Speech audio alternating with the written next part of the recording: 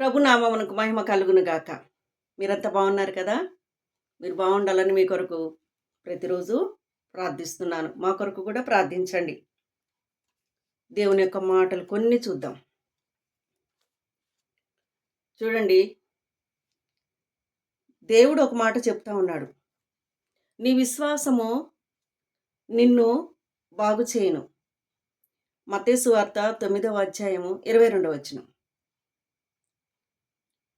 మనకి విశ్వాసం ఉంటేనే ఏదైనా దేవుడు కార్యం చేస్తాడనమాట.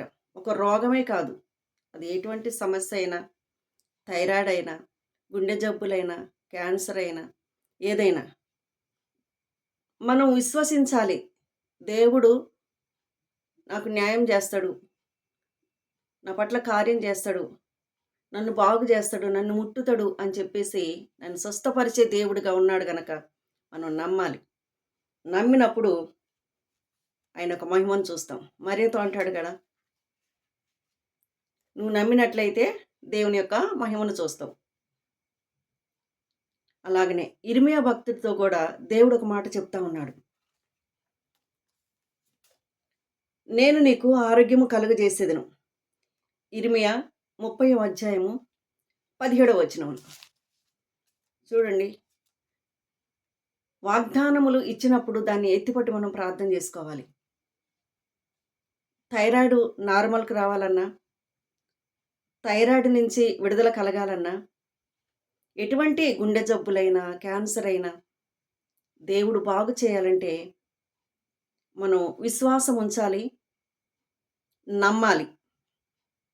నీ విశ్వాసమే నిన్ను బాగు చేయును.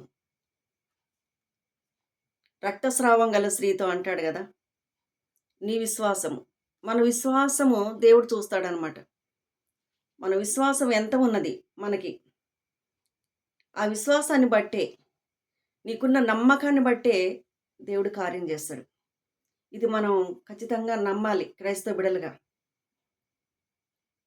అలాగనే నిర్గమాకాండము 15వ అధ్యాయము 26వ వచనంలో కూడా ఒక మాట ఉంటుందన్నమాట. ఐగుప్తులకు వచ్చిన రోగాల్లో ఏది మీ యొద్దకు రానివ్వను అని చెప్తా ఉన్నాడు.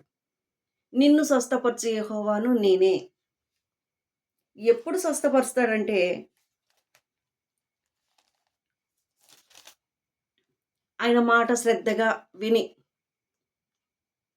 అంటే శ్రద్ధగా వినాలి. వింటారు, కొంతమంది వదిలేస్తారు.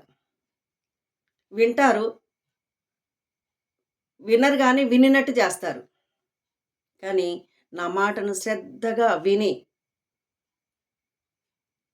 దేవునికి నమ్మకంగా నడుచుకున్నట్లయితే, ఆయన కట్టడలు, ఆయన ఆజ్ఞలకి లోబడి నడుచుకున్నట్టయితే దేవుడు కార్యం చేస్తానంటాడు. ఏ రోగము నీ యొద్దకు రాదు. ఒకవేళ వచ్చినా నిన్ను స్వస్థపరిచే యెహోవాను నేనే. ఎంత అభయం ఇస్తున్నాడు. ఈ వాగ్దాన్ని ఎత్తిపట్టి ప్రార్థన చేయండి. థైరాయిడ్ నుంచి విడుదల కలుగుతుంది. ఆపరేషన్ కాకుండా అది క్యాన్సిల్ అయిపోతుంది. ఆమేన్. విశ్వాసం ఉంచండి. అమ్మా, నీ విశ్వాసమే నిన్ను బాగు చేయను. మనకి విశ్వాసం ఉండాలి, నమ్మకం ఉండాలి, దేవుని మాటలు వినాలి, ఆయనకు లోబడాలి, ఆయనకి న్యాయమైనదిగా, ఇష్టమైనదిగా మనం చేయాలన్నమాట. ఆయన ఆజ్ఞలు, ఆయన కట్టడలు అన్నింటినీ కూడా మనం అనుసరించి నడుచుకున్నప్పుడు దేవుడు ఖచ్చితంగా ప్రతి రోగం నుంచి, ఒక థైరాయిడే కాదు, క్యాన్సర్, గుండె జబ్బులు, అది ఏదైనా కావచ్చు, దీర్ఘకాలపు రోగాలు, ఆయన రోగులకు వైద్యుడిగా ఉన్నాడు. ఆయన పరమ వైద్యుడు మనకి. ఆయన ఒక మంచి మనకి ఔషధముగా ఉన్నాడు. అందుకని ఈ వాగ్దానాలు ఎత్తిపట్టి ప్రార్థించండి. ఖచ్చితంగా మీకు విడుదలనిస్తాడు. మీ కొరకు నేను కూడా ప్రార్థిస్తున్నాను.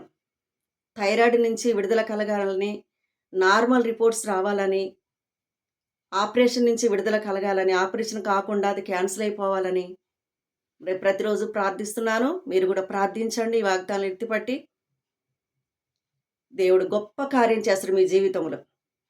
నమ్మండి, దీవించబడండి. ఆమేన్.